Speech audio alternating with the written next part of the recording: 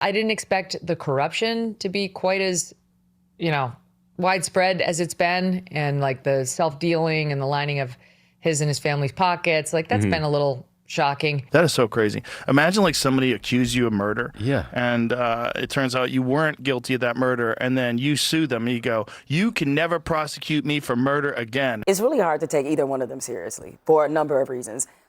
The Donald Trump that is here today has been the same person. Like, this is not, maybe the grift is different and maybe it's a little more polished and maybe it's more well executed, but he has been a grifter and a corrupt person his whole life. And so it's hard for me to believe in hearing them that this isn't another part of the scam. Like, oh, let me get off this train now because I see that he's a total train wreck. But you knew this before. There was plenty of reasons you didn't have to support him in 2024, and the same with Joe Rogan. Plenty of reasons. None of those reasons have changed. And so it's almost like they're saying, oh, I knew he was bad. I just didn't think he was that bad. Well, if you knew he was bad, that's enough reason not to support him and not to help further his campaign. So I don't know. It's just hard for me to take them seriously. I almost feel, too, that what they're saying is I knew he was bad. I just didn't know he would be bad this loudly and embarrass all of us. Correct. Which we probably all at this table could have seen coming to some degree. But the way that he has enriched himself and his family over $1 billion just this year, I think, his personal net worth, has been creative and various, right? Like through the courts, through crypto, there's nothing he won't try. And I think his base is starting to catch on that he is in no way working for them, but is working for himself and his family. And even these commentators are looking at a presidency that is coming to an end while they still have to further their media careers. Well, you know, I mean, Mark, I often point out, obviously, that Republicans made a whole career out of claiming that Joe Biden enriched himself off of his son's, you know, whatever Hunter Biden was doing. We know that President Trump, his net worth has skyrocketed to $6.5 billion since he's been president. His sons are actively and openly in a whole slew of businesses that are regulated by the Trump presidency, cryptocurrency, you know, gambling or whatever you want to call it. Trump says it's not gambling, but it is prediction markets, real estate investments, Truth Social, all of it. I mean, how do you justify that if you're a Republican? Abby, I remember being on the campaign in 2016, and one of the most electric lines was the Drain the Swamp rally cry at the various rallies. I think American voters elected Donald Trump to clean it up. They viewed that Hillary Clinton and the Clinton machine was corrupt. I think it helped in 2020 2024 that the Biden family, I think, had taken advantage of taxpayers with Hunter making money off the communist Chinese and making money off his paintings. I think that Republicans look inconsistent when we don't call it out as well as Donald Trump. I think when you see that basically it's not just, it's Qatar that is funding much of their crypto investments, when you see that Jared is basically getting his money from Saudi Arabia, yet also simultaneously negotiating Middle East peace process if there's no conflict of interest there, that just today it came out that Kazakhstan has a mining company that the Trump boys are invested in, and it's being backed up by Ex-Im Bank loans, taxpayer funded. I think Republicans need to be consistent on this, and I think it could be a big detriment to them come November. I mean, would you agree, though, that what we're talking about is orders of magnitude difference? I mean, let's stipulate. Maybe it's millions of dollars that Hunter Biden made from his business dealings. We're talking about billions. I think it's bad either way, Abby. I don't want to get into comparison of one of them. I think it's bad either way, and I think Republicans are right to call it out with Hunter, and we should be calling it out this time too. I will call it out as hypocritical, because what Donald Trump just did last week was, in my opinion, and according to many who've looked at it, including the New York Times, which I know you probably don't agree with, the most corrupt decision that any president has ever made in history, in American history. I mean, first of all, he sued his own government for $10 billion. Then he negotiated a deal with himself, with his own lawyer, for $1.8 billion, but he has complete control over this with some fancy commission of people who his lawyer appoints and he can fire. That is the most corrupt, self-dealing, most farcical operation I've ever seen. And the idea that he was able to get away with it and Republicans won't call him out on it. Let me just make sure. I just want to also just make a note of this. The Trump administration is also now actively, and they say this is not being done quietly, they are deleting indictments from January 6th convicts that are on government websites, literally erasing history, and doing it proudly so. Nothing quite about it. We are proud to reverse the DOJ's weaponization under the Biden administration. This is about one man who has an ongoing child solicitation case and came to the Capitol armed with bear spray. I'm not familiar with that case or many of those other ones, but I will. I've already. Does it even matter? I mean, Sure, why are they erasing most of those people shouldn't have been history? pardoned anywhere. At least the violent ones like Enrique Tarrio shouldn't have. But we'll go back to Keith's point. The Republican senators are standing up to this. That's why they left town. That's why they left town. Whoa, they left Like, town. Whoa. And I think, Big by the action way, there. I think I don't like the $1.8 billion slush fund. I wouldn't like it if it was 1.8 billion pennies either. And I think most Republican senators feel the same way. That's the kind of thing you do through a court or through the legislative process, and not through a settlement. A judge could order it, but What are they going to do about it? What are they going to do about it? well, I mean, I can tell you right now that there is an extreme level of dissatisfaction within the Republican Senate conference. It's not just this. I think that's why John Cornyn got Trump's hire. I don't think it was anything about what John Cornyn had done or said himself regarding Donald Trump. I think that John Cornyn was the hostage that the president could shoot politically. He's mad at the whole conference. He's mad that they haven't gotten rid of the filibuster. He's mad that they left town. I guess my point is, they're not actually doing anything. They left town. Wow. I mean, and Look, honestly, I do think they're not even it's sunk. really I do think it's saying a sunk. whole It's sunk lot the about reconciliation it. bill. It should be a big win for Republicans. Right. It should be us being strong on border security when Democrats are weak, and instead it's been totally derailed. But I'll go a step Listen, further. you would guys Abby, would I'll go a listen. step further. Republicans would impeach a Democratic president who did even one of the things that we discussed. Abby, here I'll go a step tonight. further. We keep talking about Would this you- as would you not? $1.8 billion. It's worse than that. It's 1.776 Right. because some clown thought it'd be funny to say the people who rioted and assaulted police are equivalent to the people who founded our country 250 years ago and stood our country up. So I think it's even more nefarious than that. I think that this whole notion of 1.776 is some clever fool in the White House thinking this would be funny, and it's not. But I think it has already I derailed. also want to the say bill. that 1.776 is our money, and this is a time at which people are feeling the squeeze. Gas is more expensive than it's been in recent memory. Our electricity bills are up. Places like Arizona, it is so hot, and we are spending more and more every year just to keep our houses cool. Groceries are expensive, and people are just barely making it by, and that is our money that he is making that decision about, right? He's saying that our hard-earned tax dollars should go to these January 6 rioters. There's nothing patriotic about that, and it is insensitive in a moment like this when so many Americans are struggling. Are we not voting on it because the American people are sick and tired of this illegal war that is costing tens of billions of dollars? Gas prices are through the roof. People can't afford their groceries. Is that why you're pulling it? You guys don't have the guts or the balls. The House will be in to vote on order. this. That was the House floor on Thursday before recess. Just to give you a little context, there are 4 House Republicans, Brian Fitzpatrick of Pennsylvania, Thomas Massey of Kentucky, Warren Davidson, and Tom Barrett of Michigan, who have voted in favor with the Democrats of that measure previously. Josh, where do they go from here? Because we have both what's happening on the Hill and where the GOP is and if they're breaking ranks. And we also have what's coming next in this war. Right. This is the most unpopular war in American history by far, and for good reason. And the way that these things work is that the longer it goes on, the popularity goes down, not up, over time. And that is a calamity for the Republican Party, but that's not what's important right now. What's important is that it's a calamity for the United States of America, for our national security, for our alliances abroad, for putting our troops in danger with no clear strategy of what achieves a victory and how to get them out of there and how does this end. And without any of those answers, everybody can see that the administration is flailing about, and the way we know they have no strategies because the strategy changes every single day with various justifications that don't make any sense when compared to one another. And that's where we are, and that's a pretty sad state of affairs. And yes, that's going to be terrible for Republicans in November, but that's really not the worst thing about it. And Donald Trump doesn't seem to care about that anyway. And so what is your sense, Joe, of where the Republicans are? I mean, obviously, they're not monolithic, but he has had real iron-fisted control over congressional Republicans for many, many years now. What is your sense of if this is starting to be a different scenario? I think he has, you call it control, I think he has influence over Republicans because his poll numbers within the party have held consistently strong, despite the ups and downs of independents and Democrats over the years.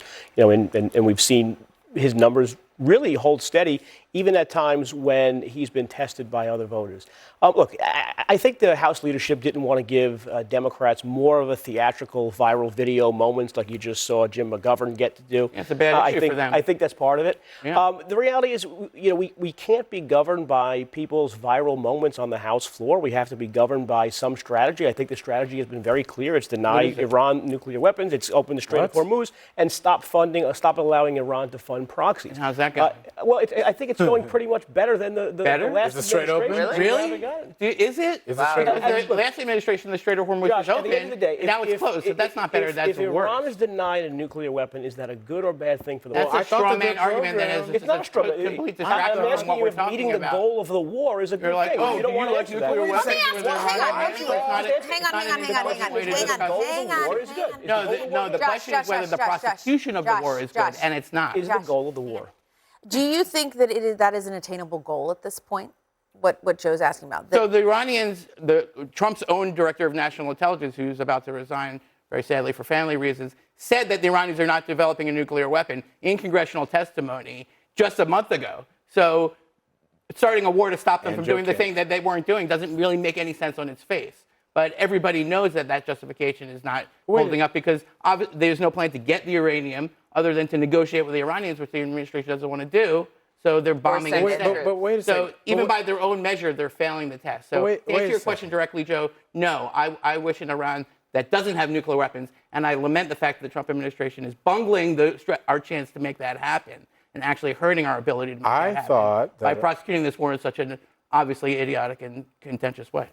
I thought that Iran had their nuclear program completely destroyed. In June. That was a different set of mischaracterizations. You're holding Trump's current lies to his past lies. I'm sorry, I actually hold Trump know, for the things that he said. I mean, look, I just think that it's really interesting that we go through these things about whether or not Trump is achieving what he wanted out of this war. Allegedly, the program was destroyed, as you said. Tulsi Gabbard, Joe Kent, Richard Blumenthal, everybody said that they were not an immediate threat to the United States. So it just seems really interesting how you guys, or how the Republicans are going out and defending this war. Is the goal of the war a positive goal? What do you mean by that? Is the goal of the war of denying Iran a nuclear weapon, the cessation of funding of proxy groups in the Middle East, are these good goals? Yes. I don't see how he's been able to advance those objectives. Right. Just because there's goals and then there's strategies to achieve those goals. And the question is the strategies that are being deployed right now, the effective way to achieve those goals. And all signs indicate that that's actually not the case. Do you think the war is going well? Is that what you're saying? Are you sitting here I on would national say it's television? not going according to schedule. It's not going according to schedule, Okay, yes. thank you. Joe admitted things didn't go as expected. Mistakes have been made. Let's end it here.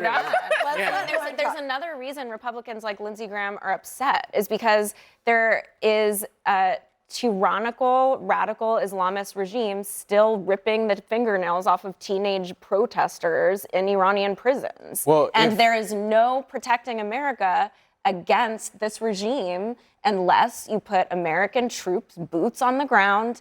You remove the arms from the IRGC. You want boots on the ground? No, I'm not saying that. I'm saying this is why Republicans are so upset because there is a principled argument that they could have made from the very beginning, the administration, that we need to dismantle this regime. It's in Americans' interests. They did not make that case. And so there's a couple different reasons why there's so much outcry. Yes, it's the gas prices, and yes, it's the politics, but there's an ideological reason that has a lot of evidence behind it why you don't want this regime in power anymore. And the Trump administration has never made that case. If the conservatives really wanted to go and follow evidence, then why did they pull out of the JCPOA? 97% of the enriched uranium that they had at the time was completely not there. So why would they pull out of that deal if they understood that that was something that was effective? They should have made the case, and I'm not saying that they've made it. I've been very critical on this from the very beginning, including on this network, that Iran was an imminent threat, and they needed to show us the evidence, and they didn't. I think and that I do think it's very confusing that the nuclear weapons were obliterated, and then we had to go back, and now there's the nuclear dust. All of these things require clear communications, which have not been there. Yeah. It does not mean that we should just negotiate and prop up this regime that is obviously a threat to Americans and our allies. Nobody wants to prop up or enable this regime. I just think negotiation is going to have to be a part of 2 weeks ago, we didn't even know who he was negotiating with, and we still might not even know, which might be why the time is ticking of the bombing. And I think they can't be trusted. Whoever is all wars end in diplomacy. That's right. It's the only way to end a war. But also, unless we're going to nuke them, which I hope we don't. But I also just want to point out is that like the will of the current regime of Iran is so much stronger, I think, than this administration actually understood. And so what they are being tested against, I don't think they actually had a strategy, which is incredibly irresponsible for an administration to put us in this situation. And I think you're somewhat in agreement with me on that. But I think that the one thing that is actually really disappointing to me is, but not surprising, is that is why we actually have the three branches of government and the checks and balances. Because today this is a great point. Might have been the first day that Congress actually stood up, but for the bending of the knee that Mike Johnson does every single time to remain to his powerful position of Speaker of the House. He prevented that checks and balances from happening. I'm glad and that might have actually. I'm glad you brought this up because the reason the war powers have not been restricted until now, this is the first time we've seen Republicans standing up, is because 4 Democrats voted against it. And because Fetterman voted against it. They wanted the president to be able to act in Americans' national security interests. And they realized that. And now something has clearly changed. So yes, we are at a turning point, and things are going to happen. All right, last thought from I Josh. think we would be remiss if we didn't mention the fact that the Trump administration is making preparations to attack another country, Cuba, as if they didn't learn one thing. Okay, they're going to do this. Oh, they think Venezuela went great, and Iran is still going to turn out pretty much okay. So they're going to start a third war. Okay. That's a very bad idea. We should not do that, okay? Right. And the checks and balances are gone. The guardrails are gone. It's Congress's fault. They're totally inept. The only thing that can constrain Trump is his concern about the economy and the bond markets and his own personal interests. And luckily, those things are being affected because that's the only thing stopping him from expanding the war even further, which would just be crazy. Congress cannot even keep the government open. I'm not surprised that they can't. They're not being trusted to weigh in on the direction. Or the Republicans are too weak to stand up to him. Oh, please. You don't think Democrats in Congress are part of the dysfunction right now? You don't think that the Democrats oppose this war? You just got to be fair, man. Well, the fairness is they're calling a spade for a spade. The Republicans are too weak to rein in this president, and that's why we're in this mess. I do not support the weaponization fund as it has been described. I just don't know how this puppy dog will work. I'm not sure where the money's coming from. I'm not sure who's going to decide. I don't know anything about anything. We need more information on it. I mean, we discussed it yesterday, but that's why it's coming back, is we need more information. These people don't deserve restitution. Many of them deserve to be in prison. But this is, this is just stupid on stilts. Do you think you have colleagues that share the same concerns that you're expressing? Yeah, they do. They need to speak up. I mean, this is beyond the pale. This is not good for my colleagues. There's no one positive thing that could be spun out of this between now and November.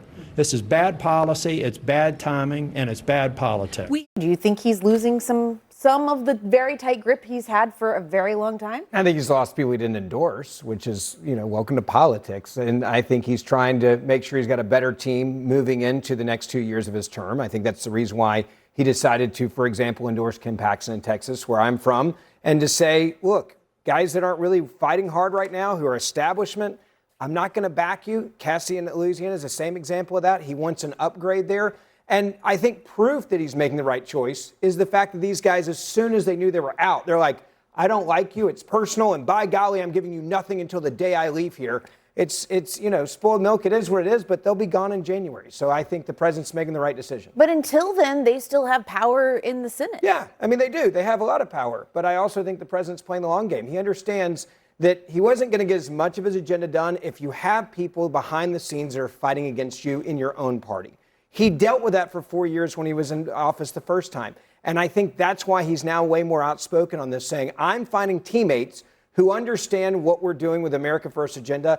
That's who I'm going to endorse. That's who I'm going to fight for. And by the way, the Republican Party said yes to all of those candidates from the president this last week. They said, we trust you, we like your agenda, and we're going to send those people to Washington. And incumbents who had an insane amount of money come in. Cornyn's a great example of this. The amount of money they wasted in D.C. with the elites there to try to save him, it's been a disaster. He won't be going back to Washington, D.C., and I think he even knows it. Look, it's a Shakespearean story, like from the famous line from Hamlet, he's being hoisted on his own petard.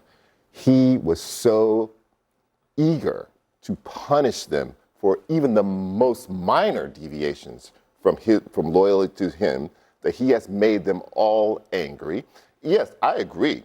I would like for them not to just show courage and conviction when they're on their way out the door. I want them to show courage and conviction when they're in the room, when they're on their way into the door. But it seems like, spines are like flickering lights in the Republican. Courage to be mad at the president because you lost. That's not courage. Spines are like flickering lights in the Republican Party. Sometimes you see it, and just as soon as you see it, it goes away. I remember these same Republicans standing up after J6 and saying, oh, this is a horrible day. This is a horrible thing. And some of this blame lays at the feet of the president. And then for the next 4 years, they caught amnesia, right? Because they don't believe, there's no conviction.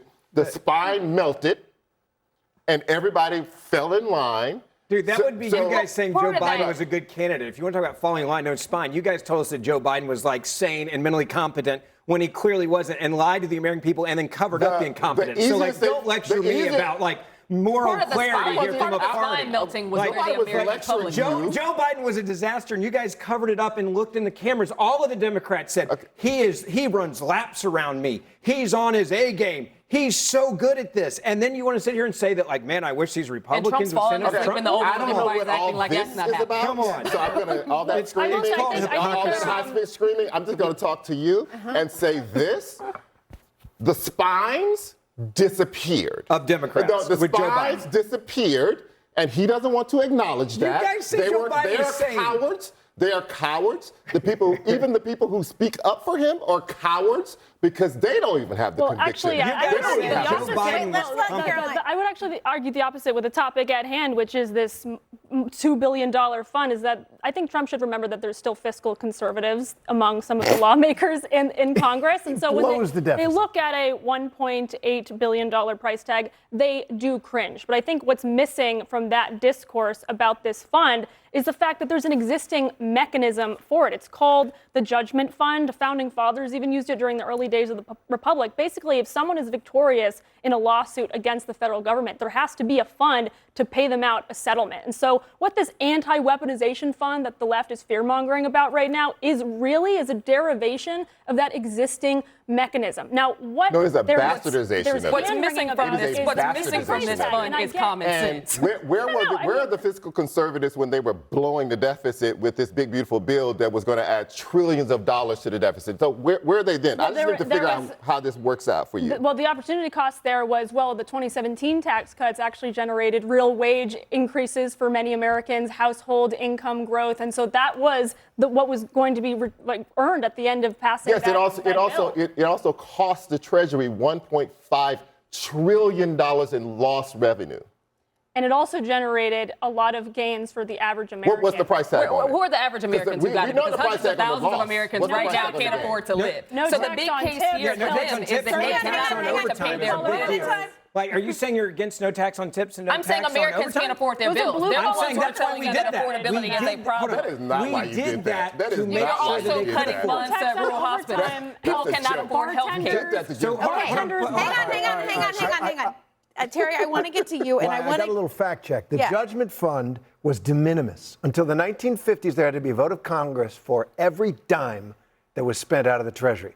They then enlarged that Judgment Fund. Obama used it in an even bigger way, and this is a complete bastardization of it. It is not an early American notion that the president can just spend money without congressional approval. I agree there needs to be congressional approval, but it does stem from something that already exists. Let's be clear about one thing about the fund.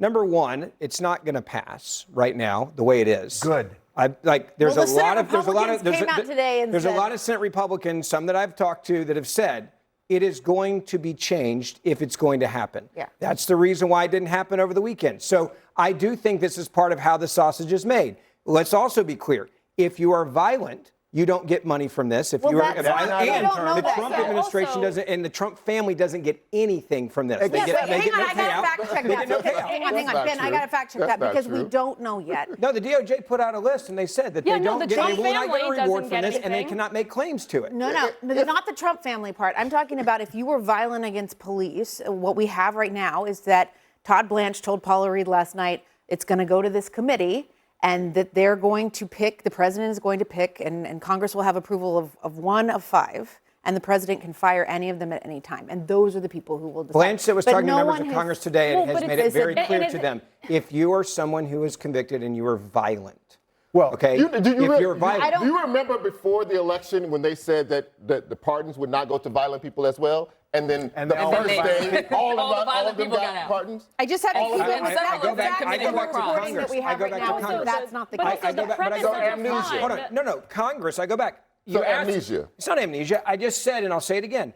The Senate, those that are Republicans, have made it clear. The way that it stands, it will have 3 things clearly in it. Number 1, if you're violent, you don't get money. Number 2, the Trump family's already made this clear in the settlement. They will not get money, But and they've they got- won't get a settlement, they've got and they can't make claims. immunity, If it's your so money any and don't But give it also, your it's slush fund, not it's your just money. It's not a It's not slush just fund. about If you were wrongfully attacked, Wait. let's go with the Catholics for a Wrongfully. second. Wait. Hold on, let's go with the Catholics for a second. I'm going to go with the Catholic 3,500 example. people Hang on, went Terry, into the go ahead. Capitol.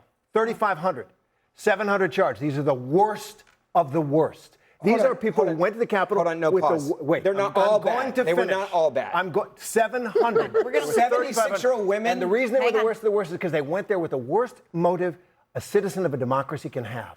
They went to silence the vote of the people as confirmed and affirmed by the 50 sovereign states of this country and by 60 courts of law, and they wanted to stop that. If you're And they were the worst let me ask you, of those hold on. If you're Okay, Ben, go ahead. 75, 76, 77, Stay home. 78-year-old woman. Stay at home. Stay home. Whoa, They had a- whoa, they what had a happened to being a choice. free They had a country? choice. Stay home. It was a Wait, free wait, country wait, when they wait, decided to So vote. no They freedom didn't of speech, already. no freedom of expression, you can't walk Those into the votes Capitol. were counted. You can't walk in the Wow. Capitol. You are That the no, the Democratic Party wants. Hey, if That you're grandmother stay had home right rights. now. Hang on. Stay home. Hang on. Stay home And if it you're wasn't old. the- All this the yelling vote- doesn't Everyone accomplish stay home. anything. All this yelling he's doing doesn't Stay accomplish home if anything. you're an old person. Democratic Party says you have no word in Don't America break and into the Washington. American You can't change Capitol the votes if of you're an those old who've already person. cast If their the door was Young open, person. if the door was open, The door was open. You are. This is No, I'm ridiculous. asking you. You sound- you are literally I'm asking you a very serious No, you're question. not asking a serious question. Yes, I am. You're asking Were a there ridiculous doors question. open on January You're 6th? asking a signs in front of ridiculous them saying, question "Do not and enter." being Were there ridiculous. I'm gonna question. call. Okay, I gotta call it.